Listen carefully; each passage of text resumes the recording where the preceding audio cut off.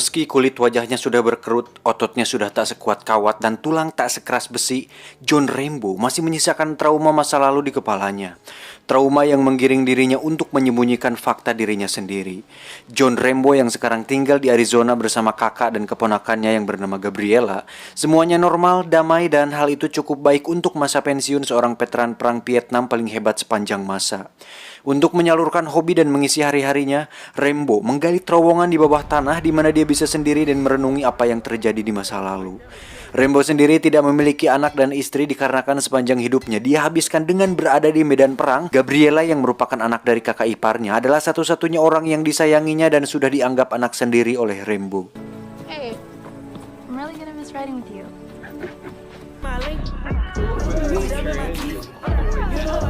Hingga suatu malam ketika Gabriela mengajak temannya ke terowongan tersebut, dirinya mendapat telepon dari temannya di Meksiko bahwa dia menemukan ayah kandung Gabriela yang sudah lama menghilang.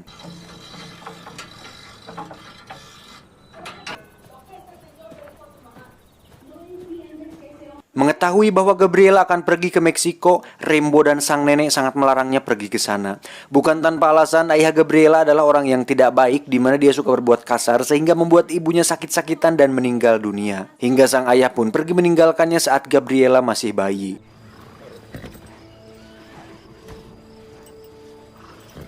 Sorry about everything earlier. That's okay.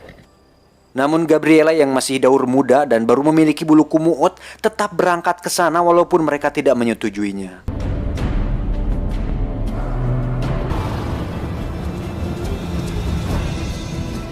Setibanya di Meksiko, dia langsung disambut oleh Yuli, temannya, di mana si Yuli inilah orang yang berhasil menemukan keberadaan ayah kandungnya tersebut.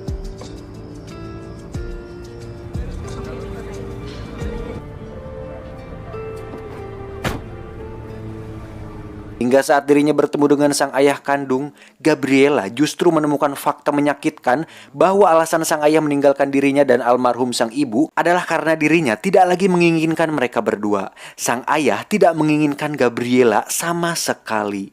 Mendengar hal itu, Gabriela pun amat sangat sakit hingga dirinya memutuskan untuk langsung pulang ke rumah. Namun Yuli yang khawatir karena sudah larut malam, justru mengajak Gabriela pergi ke sebuah diskotik agar kapusingnya hilang. Namun hal yang tak diinginkan terjadi ketika ada seorang pria yang memperhatikannya, kemudian memasukkan obat tidur ke dalam intisari di gelasnya. Adegan berpindah ke sebuah villa di mana di situ ada beberapa orang yang merupakan kartel dan polisi korup yang memiliki bisnis pengencrotan, di mana mereka mencari dan menjajakan wanita-wanita muda untuk dijadikan budak pengencrot bagi para pria hidung polos. Dan orang ini adalah bernama Vito, sang pemimpin kartel paling berbahaya di Meksiko. Di sisi lain, sang nenek mendapat telepon dari Yuli bahwa Gabriela menghilang saat mencari ayahnya dan tak banyak pikir, Rambo pun langsung pergi ke Meksiko saat itu juga.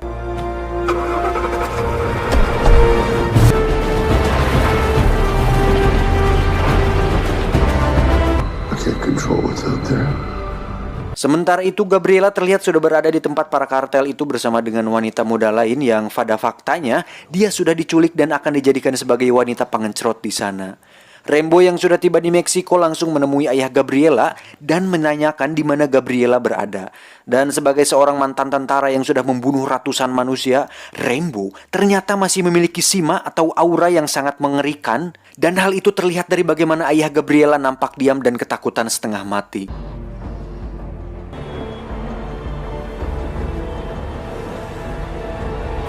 Setelah tidak mendapat apapun dari si ayah, Rambo pun pergi menemui Yuli dan menanyakan bagaimana kronologisnya. Hingga saat si Yuli diinterogasi, Rambo melihat gelang Gabriela yang dipakai oleh Yuli sehingga bisa diambil kesimpulan bahwa Yuli telah menjual Gabriela kepada para kartel itu. Gabriela yang mengelak dan terus nyerocos pun seketika terdiam ketika Rambo menancapkan pisau di meja. Rambo pun mengatakan, "Antara aku ke tempat itu, atau tubuhmu akan kurobek dan kucincang, kemudian kuberikan kepada tukang daging di pasar, sehingga seluruh bagian tubuhmu akan dijadikan semur dan dimakan oleh para warga dusun di sini. Ngerti maneh?" Melihat bahwa kakek tua ini tidak main-main, Yuli langsung mengajaknya ke klub waktu itu. Hingga Rainbow melihat salah satu dari mereka dan mengikutinya. Lalu dengan pisau legend yang selalu dibawanya, Rainbow langsung menusuk dada bagian atas si pria, kemudian menusuk paha dan memaksa pria itu untuk menunjukkan di mana Gabriela berada.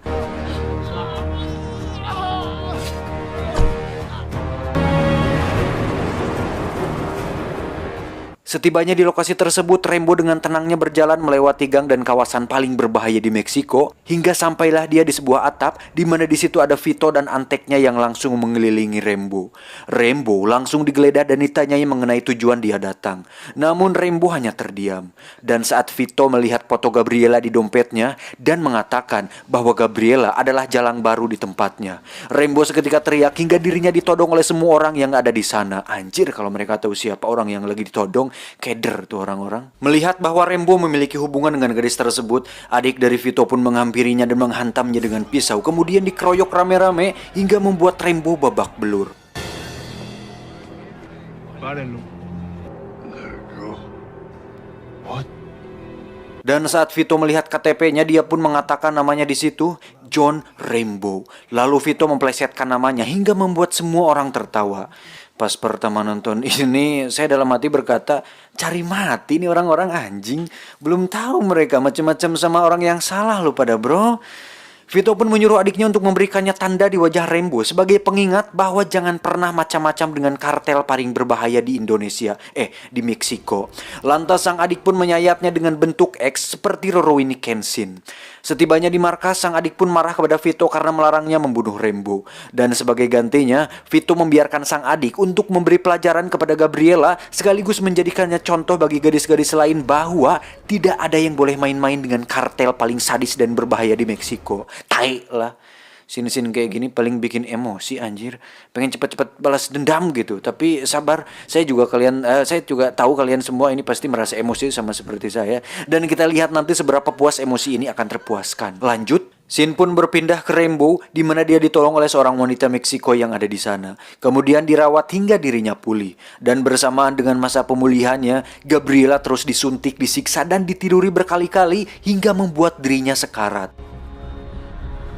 Dan saat Rainbow sudah pulih, dia sangat berterima kasih kepada wanita tersebut dan langsung pergi menuju ke tempat itu lagi.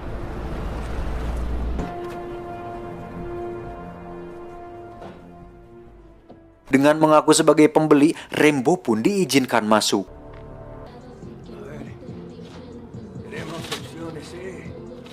Dan tak diduga, walaupun dengan sebuah palu biasa, Rainbow langsung membantai anak buah Vito hingga tak ada yang tersisa satupun. Mampus! Setelah menemukan Gabriela yang sudah tak berdaya, Rainbow pun langsung membawanya pulang.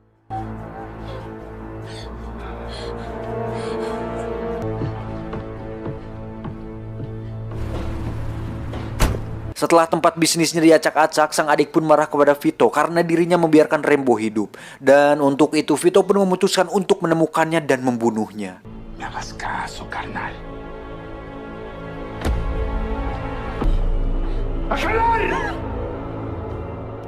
Sementara itu, Rainbow yang tengah dalam perjalanan pulang akhirnya harus menerima fakta menyakitkan bahwa satu-satunya orang yang sudah dianggapnya anak sendiri harus mati tepat di samping dirinya.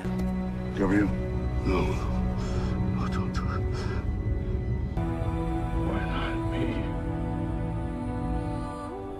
Setibanya di rumah, sang kakak pun langsung dikejutkan saat melihat cucu satu-satunya terbujur kaku dan sudah tak bernyawa. Dan Gabriela pun dikuburkan tak jauh dari rumahnya. Get it when I get back.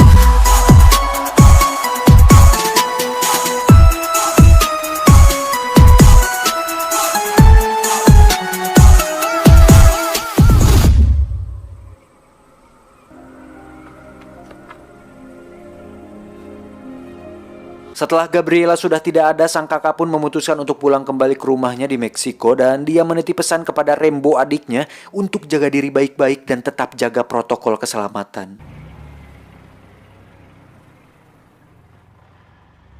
Sampai saat sang kakak sudah berangkat, Rainbow ternyata menyiapkan sebuah rencana untuk menghabisi para kartel tersebut. Dan dengan pengalamannya sebagai seorang tentara yang sudah membunuh ratusan musuh, tidak sulit bagi Rainbow untuk menyusun strategi dan memasang jebakan bagi para kartel bangsat itu. Dimulai dengan membuat ranjau darat, peledak, menajamkan linggis, pisau, dan beberapa senjata tua. Kemudian diakhiri dengan berlatih memanah, di mana panah tersebut adalah ciri khas dari Rambo yang melegenda.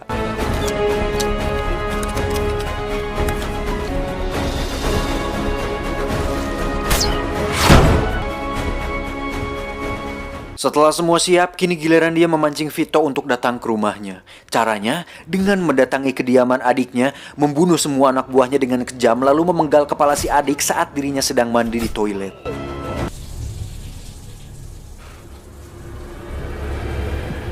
Hingga saat esok hari, Vito pun menemukan sang adik sudah tewas dengan posisi duduk di kasur dengan kondisi tanpa kepala. Mampus anjing. Dengan kertas yang bertuliskan alamat Rambo di sana, Vito pun langsung mengerahkan pasukan beserta senjata berat mereka untuk menuju ke kediaman Rambo.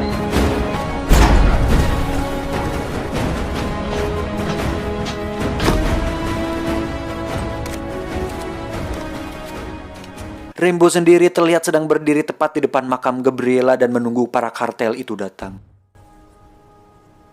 Hingga saat iring-iringan mobil itu muncul, Rambo langsung bersiap di posisinya. Dan saya ingatkan kembali bahwa Rambo harus bertempur sendirian melawan puluhan kartel tersebut. Saat salah satu mobil menginjak ranjaunya, disitulah pertempuran dimulai. Vito dan anak buah pun turun dan langsung menyebar ke segala arah, namun mereka justru dibantai oleh Rambo yang langsung muncul dari tanah. Mengetahui hal itu, Vito pun menyuruh anak buahnya untuk masuk ke terowongan. Dan disinilah kesalahan terbesar mereka, karena sejak awal mereka berurusan dengan Rambo, disitulah mereka sudah tamat. Seluruh anak buah Vito pun habis terkena jebakan maut yang dibangun oleh Rambo. Ada yang tertusuk, meledak, terkena lencong, dan beberapa lain dibantai langsung oleh Rambo menggunakan shotgun yang dimilikinya. Kepala hancur, tubuh terpotong, otak dan organ dalam berserakan, nampak sangat normal bagi Rambo.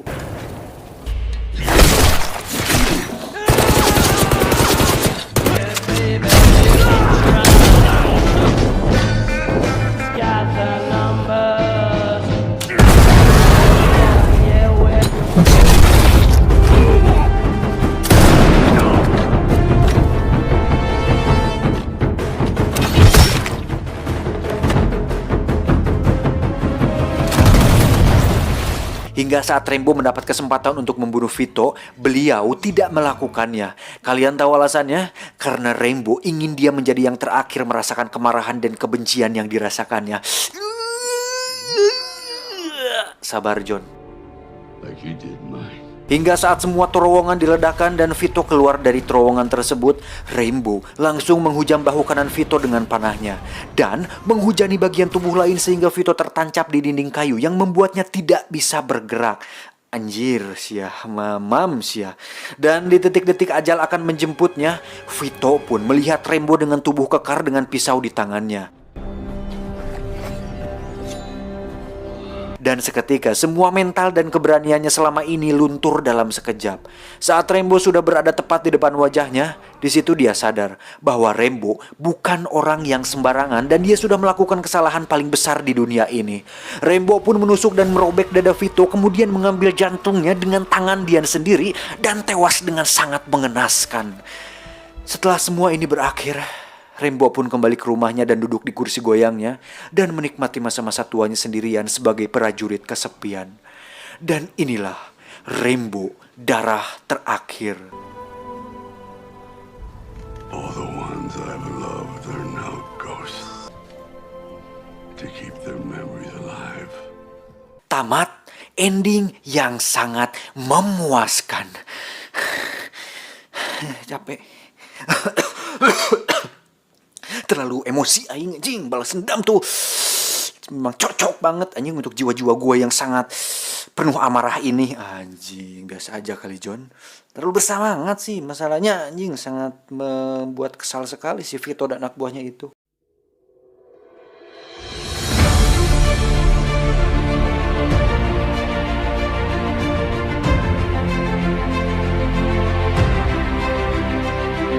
Dan dari semua yang telah kita lihat, kita akan sadar bahwa Rambo yang kita kenal ternyata bukan orang baik. Dan memang dia tidak pernah menyebut dirinya adalah orang yang baik sejak film pertamanya.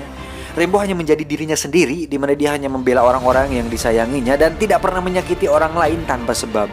Dan jika ada orang lain menyentuh atau menyakitinya sedikit saja, maka dia tidak akan segan-segan menghancurkan hidup seseorang itu.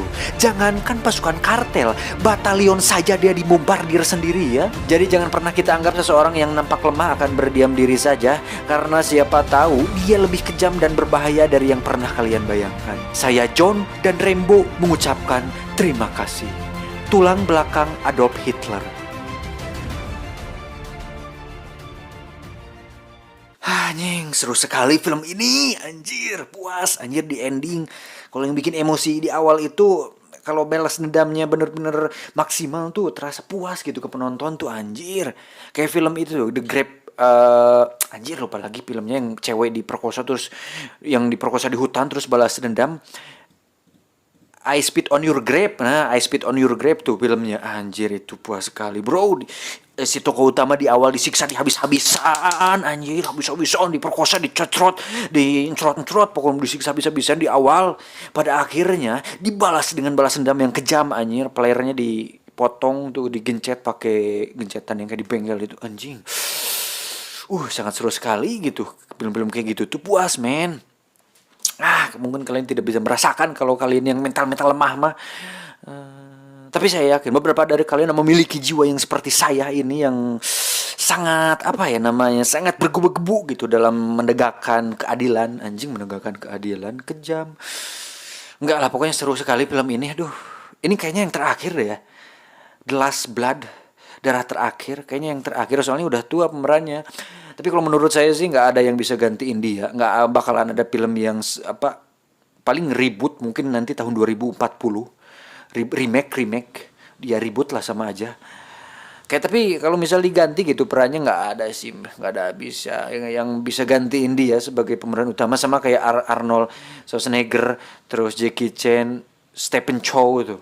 Nggak akan ada orang kedua yang bisa memiliki memiliki aura atau sima seorang yang cocok untuk peran itu. Sama seperti Robert Downey Jr. sebagai tokoh Iron Man, Tony Stark, benar-benar sudah melekat, susah gitu kalau misal mau digantiin tuh. Anjing, gitu, benar-benar seru sekali ya. Kenapa ya film ini seru sekali? Baru kali ini loh ini. Tapi bener loh, baca di artikel di Google, film Rambo The Last Blood ini paling sadis, paling brutal di antara film-film yang lain terdahulunya. Tahun 2008 deh kalau nggak salah. Yang Rambo yang ada di Vietnam, Thailand apa di Vietnam ya? Yang pasti kalian pernah nonton deh, yang pakai senjata besar tuh membantai ke tentara-tentara Vietnam. Di situ juga sadis sebenarnya, anjing. Cuman gak secara langsung gitu, gak sebrutal di film ini. Kalau di sini dia malah anjing bener-bener gore sih kalau di film ini. Bener-bener pakai tangan sendiri gitu, diperlihatkan secara close up luka-lukanya, darah-darahnya tuh. Gila sih, anjir. Keren. Ngudu dulu ah. Dengerin dong udud saya yang baru ini.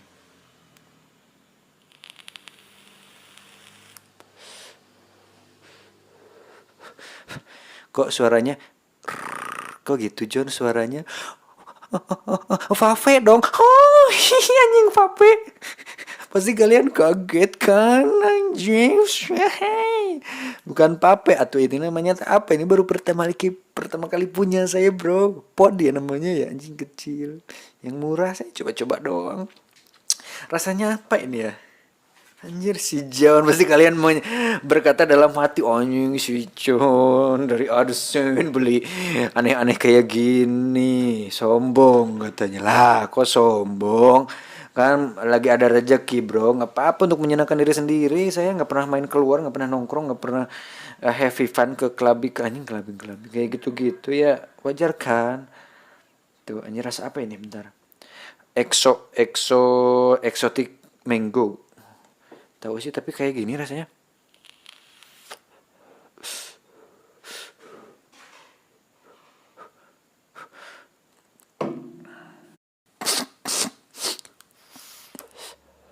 Ada saran nggak kalian rasa yang enak tuh apa? Banana deh kalau kata teman saya itu. Teman saya yang di Bogor ada. Katanya rasa banana enak, John. Banana apanya anjing? Banana ice, banana apa? Banana Scooby itu. Banana, tapi nggak tahu sih. Apa yang paling enak ya? Kalian mungkin dari di antara kalian ada yang Apa sih yang untuk yang penikmat pape itu pape pod tuh? Tolong ya kasih saran ya, yang enak tuh apa?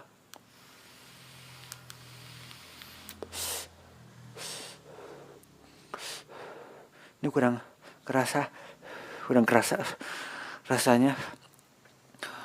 Jadi orang-orang mah udah pada dari dulu merasakan kayak gini tuh, kenikmatan pergaulan yang pergaulan yang sangat globalisasi kayak gini tuh. Saya baru ada duit sekarang merasakan hal-hal kayak gini, telat ya saya.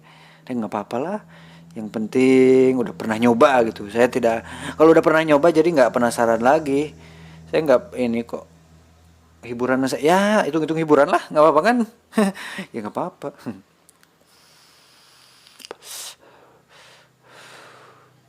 Lumayan lah seumur hidup gitu, selama hidup bisa nyobain hal-hal kayak gini. Biasanya rokok kretek batangan, ngutang lagi itu juga. Sekarang bisa merasakan hal kayak gini. John in the house, anjing John in the house. Udah anjir, udah bacot nggak jelas udah 6 menit anjir, gak kerasa loh. Udahlah ya, kasihan kalian, kota kalian harus mendengarkan bacotan yang dibarengi dengan layar yang ngeblank hitam gini, daripada nggak ada motivasi juga. Tapi nggak apa-apa ya, nge-share dikit lah. Yaudah ya, sampai jumpa di video selanjutnya. Tetap rebahan, santai, dan having fun and still in the house. Saya John, bye bye.